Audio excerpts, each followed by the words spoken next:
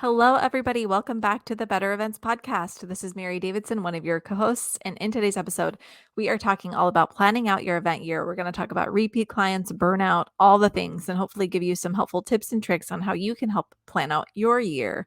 Now, additionally, we have another call to action for you. Again, we have our survey call to action, which, if you've listened to our recent episodes, you might have heard this before, but this is one of our last calls for the survey. We are doing a survey. It might take you 5 to 10 minutes. It's a little bit lengthy, but this is a really great way to provide feedback to us about what you're liking about the podcast, what you'd like to improve, where you listen to the podcast, and just give us some data moving forward so that we can continue to grow and improve the podcast. So take a look in our show notes and please take some time if you're willing to take this brief survey while it's still available. So thank you so much, and let's get into the episode. Welcome to the Better Events Podcast. Join two event strategists, Logan Clements and Mary Davidson, who believe we can all create, host, and attend better events. In this podcast, you will learn about event strategy and actions that you can use today as an event host, planner, or manager. Hear directly from the people who are creating innovative and inspiring events today and tomorrow, and grow your business along the way. Now, let's get started, and thanks for listening to the Better Events Podcast. Welcome back to another episode of the Better Events Podcast. I'm your co-host, Logan Clements, and I'm joined by fellow co-host Mary Davidson. And Mary, we have a conversation starter before we dive into this week's topic. But can you tell our listeners what you're working on and what's important to you right now? Yes, absolutely. Right now, what am I working on? A lot of things. Getting ready for what's to come this year, which is going to be crazy and exciting. So I'm excited about what's to come, not complaining. However, it's going to be literally insane. And so what am I working on right now? I'm working on how to manage my stress in preparation for the coming months. So that is something big. Some of those projects are mostly fundraisers. Fall and spring actually are key fundraising seasons. And so the spring is going to be a lot of that. And so starting to work on those components of planning those events. And then what's important to me right now? Well, getting that stress under control, like I said, trying to prepare for that. But also I would say something that's important to me right now is making sure that I save time. I mentioned in I don't know, I think it was our goal setting episode recently, but that I really want to, like, on the side, work on some of these entrepreneurial ideas that I have. And so that's important to me right now, is figure out when I have time to actually do that. And so, I'm not going to share more about that right now, but I am excited for that. And that's important to me to save time for that. That's me. What about you, Logan? What are you working on now and what's important to you? Yeah, similar to you, it's gearing up to be a pretty busy spring or like late winter spring. So working on literally a smattering of everything, working on a couple hybrid fundraisers, in-person fundraisers, corporate conferences, got a basketball tournament, like my sports stuff's coming back. So that's very exciting. And I'm really excited to getting back on the road. Excited is really the main word of this segment of our podcast, I guess. But January is actually my one month that I've been here and not traveling. And I am about to then kick off between February and March, or in May, really. I'm going to be traveling every month with a significant amount of things happening February and March. So similar to you, trying to prep myself so I don't get so stressed out, but also like very excited about everything coming. So balancing my excitement with, I think, some of my nervousness of making sure that I deliver everything I'm doing.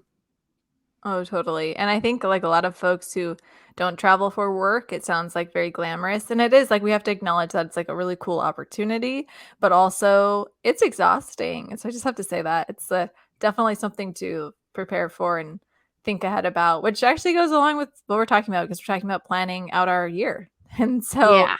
that can look like a lot of different things. So as you're listening to this, listeners, we're going to share kind of how we're planning out our year and talk about repeat clients, burnout, and all those things. So just apply it to what your year is going to look like as well. And hopefully we can all learn from each other. Because, yeah, you got to plan for these things. Yeah. Well, and I think we get this question all the time from our listeners, right? About how you built your business or how you got started in events. And I feel like, and some have asked about how you plan out your year, how do you find these events? And so before we jump into kind of this larger discussion we want to have, I do want to do a plug, listeners. We do have an ask of you. And while we have our survey that we want you to fill out, and that link is in the show notes, we also are planning a listener mailbag episode. So several of you have already submitted questions to us, DM'd us on Instagram, or you've sent us an email. So we have a couple, but we'd love to add to that collection. So if you have something on your mind, event related, running your own business, or really anything, we want to hear from you.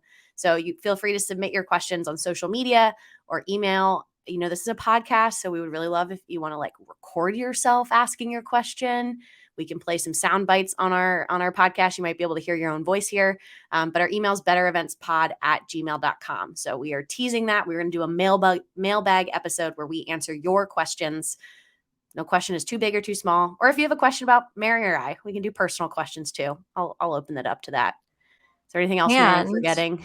Yes, we're going to do a giveaway. So if you send us an email or a message, we will be giving you a special surprise.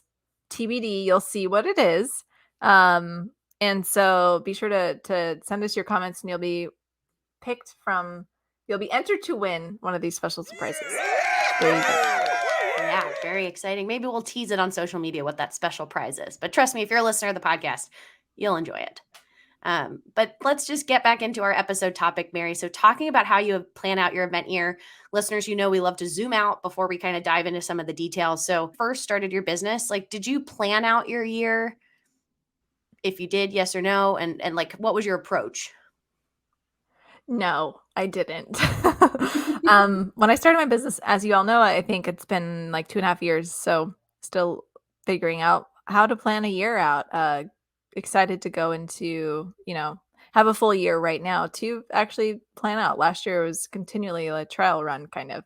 So, I haven't really planned it out. I think I've planned it out this year in a way that's more like how many events what I need to do to reach my revenue goals, but then that's challenging because each event is really quite different from the other, and so it's sort of hard to figure that out sometimes. But anyway, I've planned it out in that sense of trying to figure out what I need to take on to meet my goals, but also what I can take on capacity wise.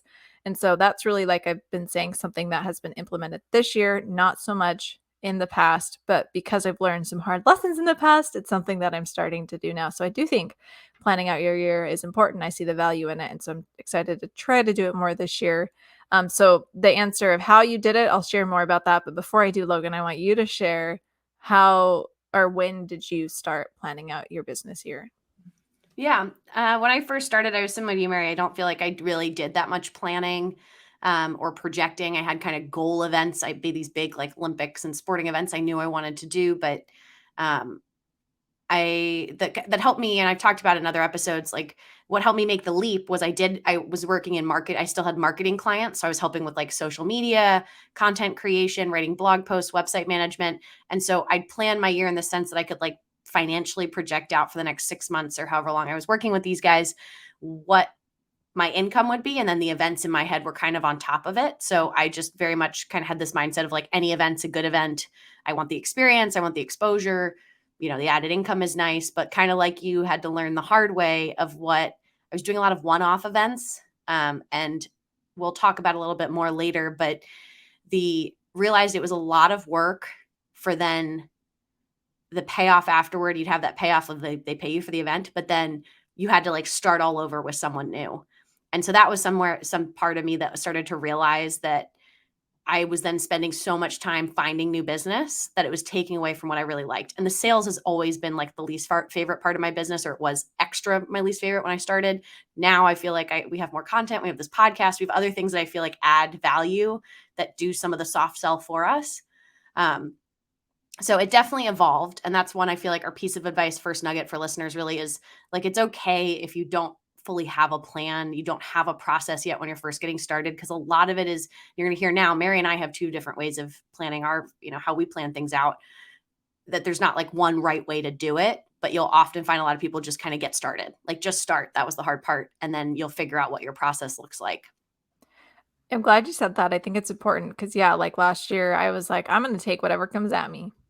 And I'm really glad that I did that, to be honest. I enjoyed some things and I didn't enjoy some things, but that's okay. And that's, I think, what you're saying is you just get started and you'll figure it out.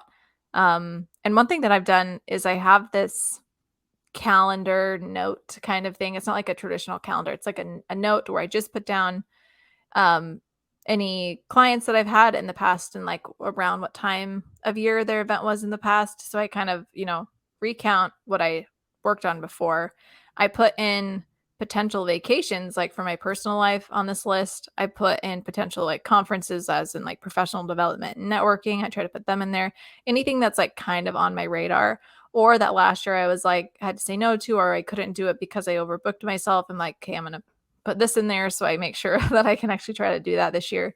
And then that's when people email me, and say, are you available for this event, this date? And I can actually look and be like, I am, or I don't know if I will be because I have this other potential thing going on. And so this is like what I do at the beginning of the year because I want to see what it could look like just off projected events. Now, if some random, new client comes to fruition, that's not something that's on there, which is great because then there's more opportunities and things like that. But yeah, I really like this running list. I have it in OneNote for those that use OneNote. It's literally just a list that I color code that's just really for me to reference so I can see it in one place and what the year is potentially going to look like. And so that's really worked for me this year specifically because I did miss out on some conferences last year that I really wanted to go to. And so I have those in there, higher priority this year. So we'll see. Hopefully they can happen. But that's one example of how I plan out the year in that sense. But Logan, give us some more examples of how that's been working for you and how the process has evolved for you.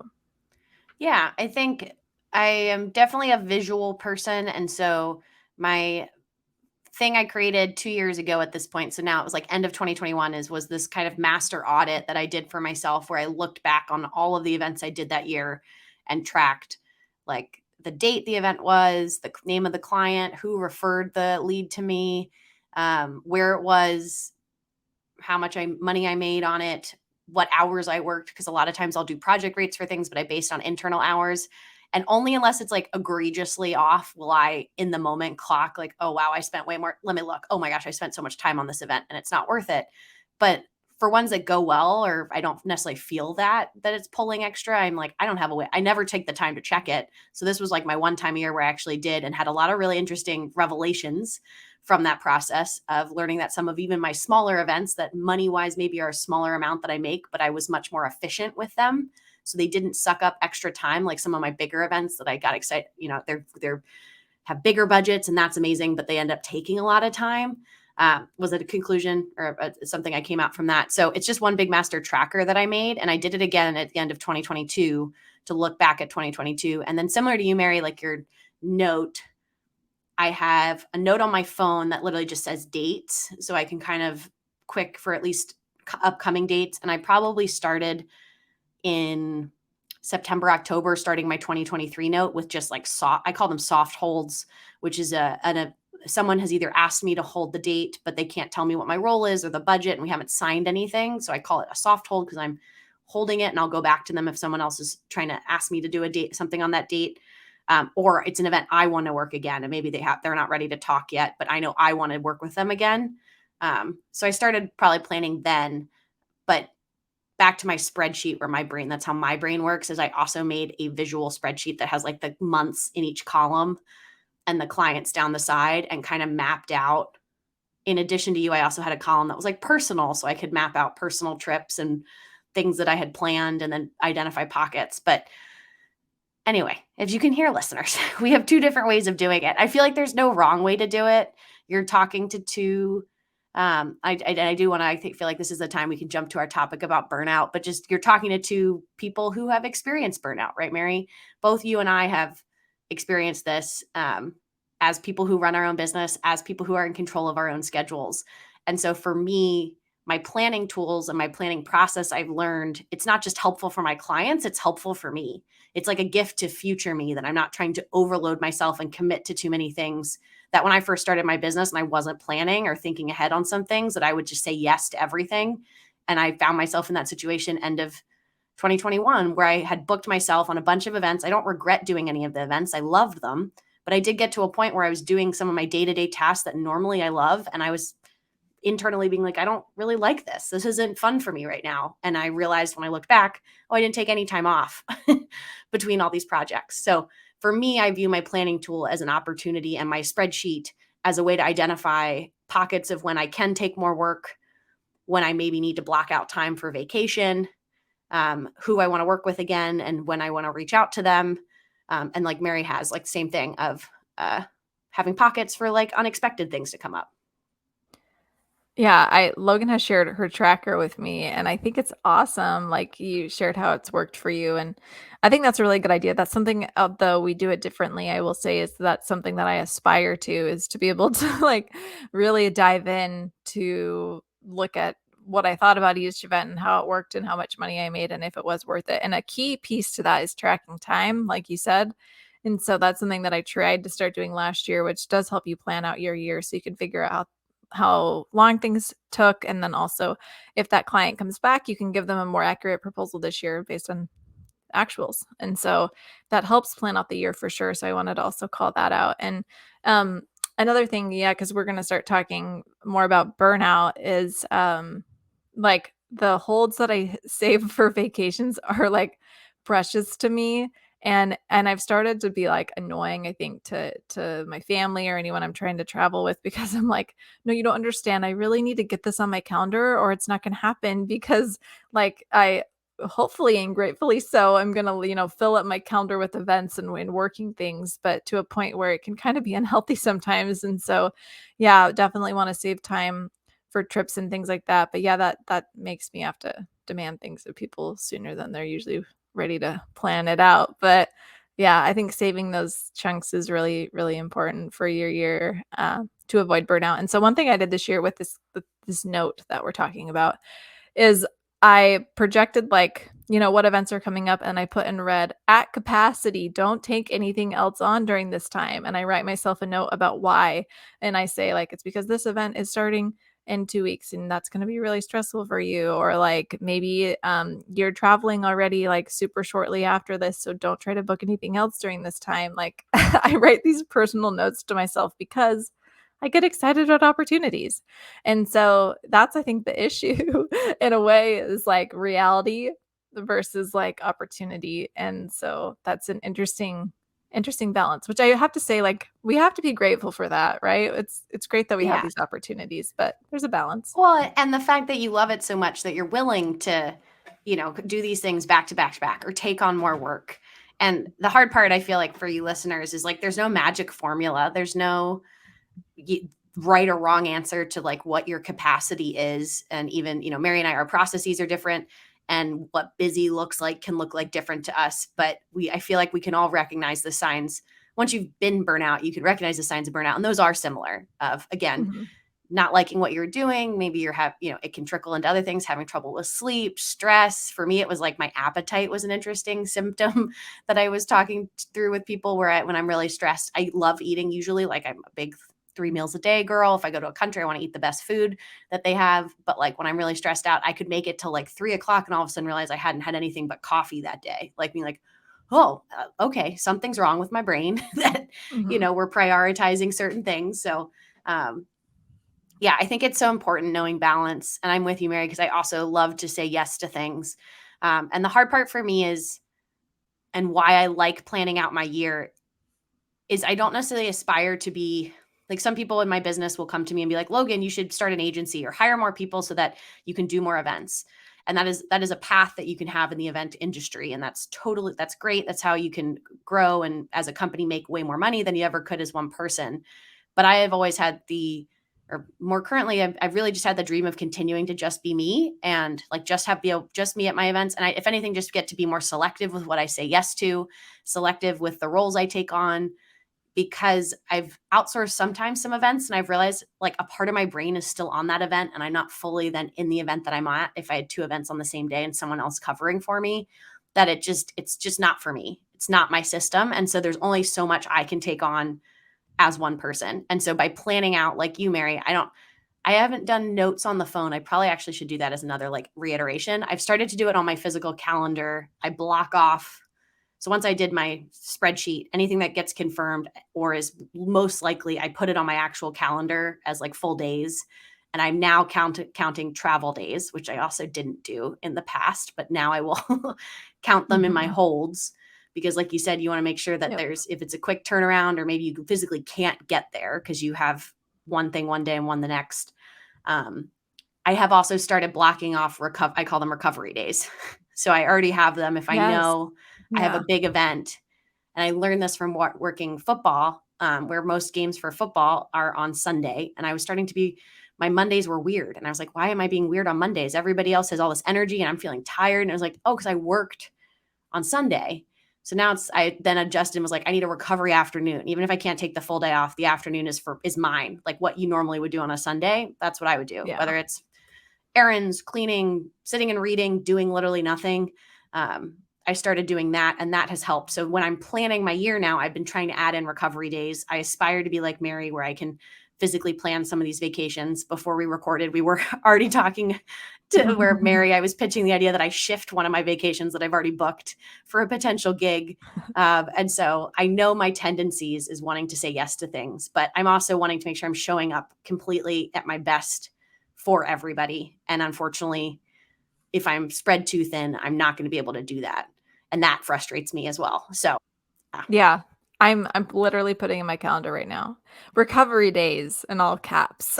So thank you, Logan. That's great. Because I have thought about that too. I'm like, oh gosh, what it is. And it's because I think, well, for me, I'll speak for myself. I feel like what do I call it? I don't know. Sometimes I think I can do more than I actually physically can. So I don't know if you call that like pride. I That's the like to word. think it's more for me. It's like we think we're Wonder Woman. Like I always want to be Wonder Yeah. Woman. I'm not I can saying do we're not, but everything. like Yeah.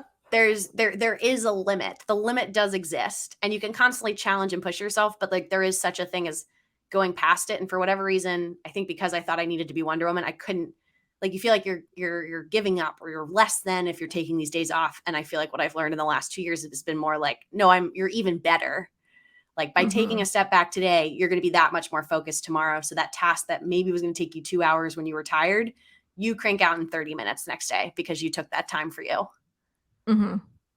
I guess along with that, when I think through planning out our year, it's really helpful to like structure out your your days as well. Like I don't some people time block their time. One day I'm sure we'll do an episode that has to do with more about time management because that's a whole conversation in and of itself. But I think that helps you plan out your year is by planning out how you're going to spend your time, which what you just said kind of reminded me of that. It's like we try to do spring, summer, whatever Fridays and take Fridays off a little bit more and like that gives you those opportunities so that hopefully you are more relaxed and you don't get burnout and so that you can hit it hard on Monday and or on Thursday and all those days. And so I guess that was just another thought that I had about trying to avoid burnout. Any other thoughts about burnout? I mean, we've learned a lot of lessons about burnout.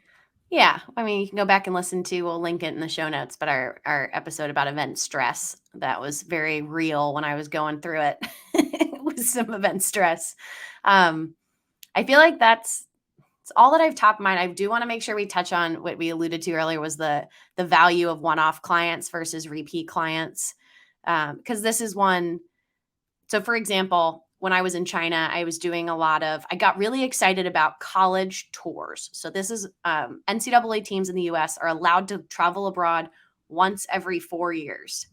So they can't do it every year. They can go once every 4 years, and they can go usually in the summertime, and they'll do like a training tour where they'll compete against local teams. And so China is very good at volleyball. And so we had a number of teams that were coming to China for volleyball. There was also a lot of investment in soccer and football. So we had soccer teams coming. And so I got to work with two different teams on two different tours. And it was so much fun where I was just kind of their on the ground coordinator, help translate, get them around all their activities, like be their problem solver. I used to be a college athlete, so I totally understood what they needed, had so much fun. But then when they were gone, I wasn't going to get them to come back until 4 years later. And the chances that they're going to want to go to China again 4 years later were really small.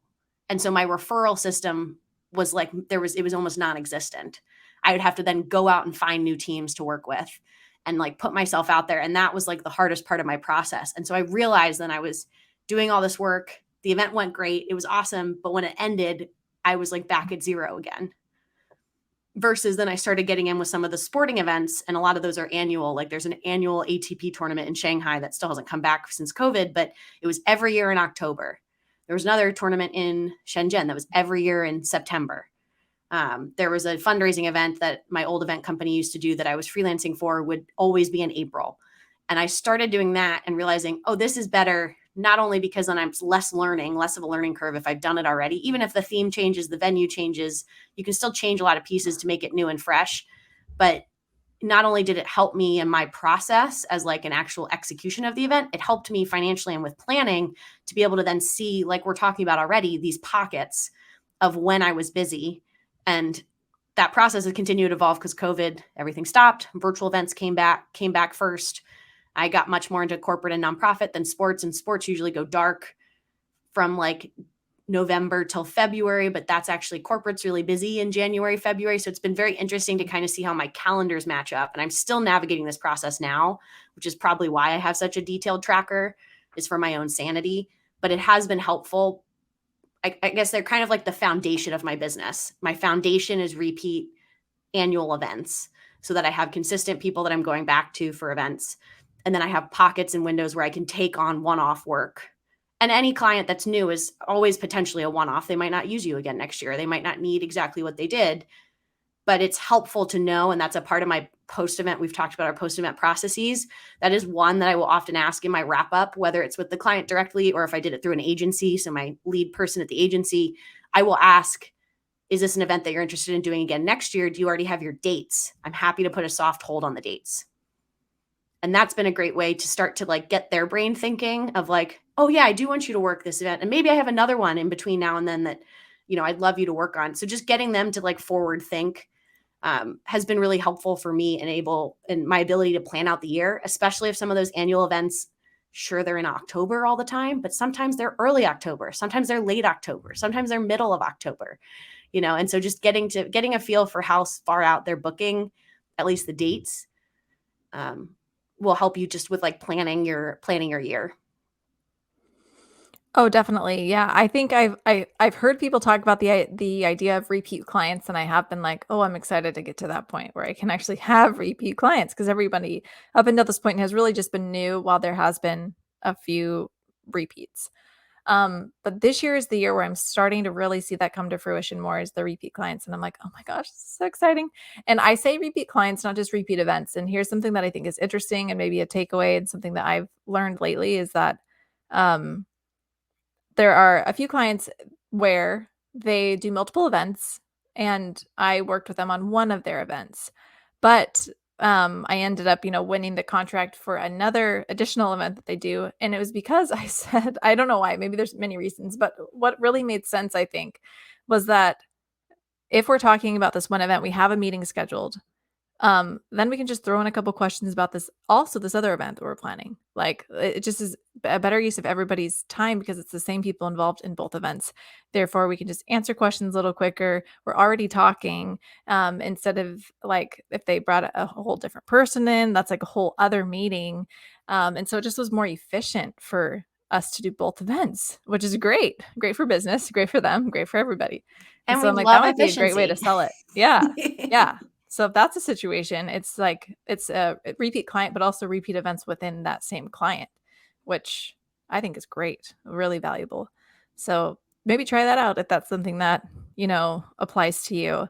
One other thing I'll say about repeat clients is that I have had some clients who say, and I'll let you know, because this has really been events I'm working on currently, but they want to build a relationship. That's how they word it, with a planner, an event contractor. And so they say, we do all these events, or we do this event every year. We don't want to recreate the process every year. And so we want to use someone every year, the same person. And so we want to build this relationship. That's how they word it. And so that's also something that I've been like, oh, that's interesting. And also motivating to hear for me, because I know that they have the mindset of, this isn't just a one-off. This is a recurring thing that we're going to need help with. And so they already know the value, and hopefully I can continue to prove that so that we can keep working together. And so, yeah, I think it's been nice to hear that. Yeah, that's a really great way to think about that, Mary. Because I think if you're sitting here being like, I've never had a repeat client, if you're just getting started, that's probably reasonable, because you're just figuring out what you're doing. And it's never too late if you're already like, the event wrapped 6 months ago and you're like, I didn't ask them about next year. You can ask them now. This is a great time of year to do a outreach of just, hey, I'm putting together my calendar for 2023. I loved working with you on XYZ event. Have you guys picked your dates for this year? You don't even have to say, do you want to work together yet? You could just say, do you have your dates? And then they can come back and then you're like, do you think you'll need that same support? You can start that conversation, exactly to your point, Mary, that relationship, because you're right. It's so advantageous for them to repeat. It's advantageous for you to repeat because, like I said, you'll know how to work with them. You'll probably know some of the inefficiencies, the things you change. But also know, listener, you don't have to repeat with anyone you don't want to. It is also totally okay to walk away from a project that is not the right fit, not the right role, not the right team. Like, this is not something you have to do. But if it's something that you're interested in and want to start, I feel like some people think the client's going to lead this conversation and be the one to have the initiative. And while there are some clients who do that, often it is the planner or you having to prompt them to get them thinking of like, yeah, of course I liked working with you, but maybe they wouldn't have thought about your role until 2 months before the event and you've already been booked on something else and you just assumed they didn't want to work with you. So don't assume, make sure you reach out would be one of my other key takeaways. Yeah. Reach out and follow up, because that exact situation has happened to me with my longest client. And it's like me pestering the heck out of them. Yeah. But that's what it is. That's what it takes sometimes. So yeah. Well, because and then it just helps you, figure out what your year looks like, and like it just gives you that security. I think a lot of times we talk about with freelance and running your own business, there's a lot of unknowns. There's a lot of insecurity, especially with COVID, with all the cancellations and the postponements and everything. Like, we've all learned to be flexible, but there is some security in knowing, okay, from now until June, I'm booked or I'm at capacity or I'm only looking for one more event, than just kind of sitting and hoping that you'll get the call for an event next month. And those calls do come sometimes, but sometimes they don't. And that's the hard part of being, on your own, is you don't necessarily have that steady income. But by doing this kind of planning process and whatever that looks like to you, if it's a note, if it's a spreadsheet, if it's just reminders to yourself, if it's a physical printed calendar next to your computer, whatever it is, like, that'll just help you stay on top of future planning. And for me, it's also a good reminder because I get so busy sometimes in the work, I forget about the future stuff as well. Probably like what my clients come up with, that like it's helpful for me. That visual for me is so helpful. So I try to check it once a month at least. I refer to it probably more than that, but at least once a month. And I'd be like, oh, we're in March. I should probably be talking to my October clients just to like double check that they still have the need for the dates and these places. And, it just helps all of us stay ahead and, just like this podcast says, deliver better events. I love it. Hear, hear, Logan. So hopefully this has been, interesting to hear at least how we plan out our year. And as you plan out your year, luckily this is an episode that's at the beginning of the year. You can really think through how you want to, what kind of events that you want to be involved in, how to avoid burnout and all the things. And reach out if you have any questions about it. We obviously like talking about it. So keep us posted. But we're not done. We have a bonus tip today. So Logan, I believe you have that tip for us today. I do. So this week's bonus tip is kind of in the New Year's theme. I feel like everyone with New Year's is always talking about new habits. And so for the last couple years, I've been working on drinking more water. It is something that I know if I am well hydrated, I am a happier person all around and everything goes well. But like I mentioned, my burnout was, I think, around the time when I started to raise awareness of how little water I drank when I was really stressed. And so I tried drinking it out of like a regular glass. And for whatever reason, it was like really hard. And then I think I was working as a nutritionist at the time, and I told her I really liked coffee. And I can't remember if she made the suggestion, but somehow I got into the habit of putting water in coffee to go cups. If you are watching on YouTube, you can see the cup that I'm using to drink out of. And I love drinking with a straw. So it's a reusable Starbucks cup that is holiday themed, because I love the holidays.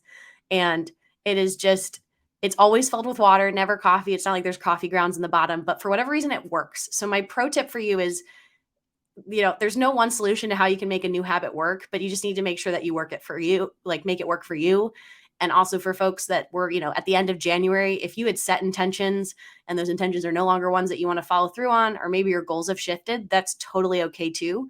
But just know that, like, I don't know if anyone else out there needs to drink water out of a special water bottle or a special cup, but for me, it's coffee to go cups and it works. Great tip. Thank you, Logan. Now I'm going to go drink some water for sure. I'm a little parched over here. So thank you. And thanks everyone for listening to another episode of the Better Events podcast. Friendly reminder, please take our survey while you still can. We really would appreciate your feedback. The link for that is in the show notes. Also send us a message or an email. You can reach out to us on Instagram, Facebook, Twitter, and LinkedIn at Better Events Pod. send us an email at bettereventspod@gmail.com. And thank you so much again. We look forward to our next episode coming next Wednesday. Thanks, everybody.